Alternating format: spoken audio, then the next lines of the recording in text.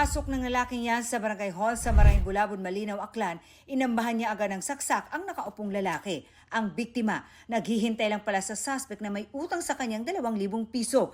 Patay ang biktima dahil sa mga tinamong saksak. Nakunan pa sa CCTV ang pagtakas ng suspect na nahuli rin kalaunan. Tumangging magbigay ng pahayag ang suspect na makaharap sa kasong murder. Sako-sakong isda at frozen goods ang nabisto sa loob ng cold storage warehouse sa Kawit, Cavite. May mga karne rin at Peking duck na bawal ipasok sa Pilipinas. Clear violation of food safety, tapos wala siyang sanitary and phytosanitary import clearance. So it's a clear violation of Food Safety Act natin.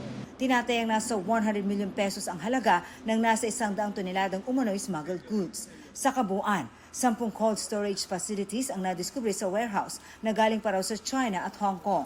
Itinago ito sa mga false wall. Sasampahan ng kaukulang reklamo ang may-ari ng mga pasilidad na hindi pa rin nagpapakita.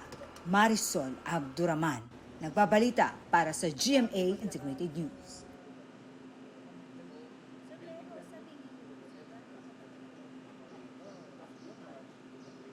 Huwag magpahuli sa mga balitang dapat ninyong malaman. Mag-subscribe sa GMA Integrated News sa YouTube. Sa mga kapuso abroad, subaybayan nyo kami sa GMA Pinoy TV at sa www.gmanews.tv.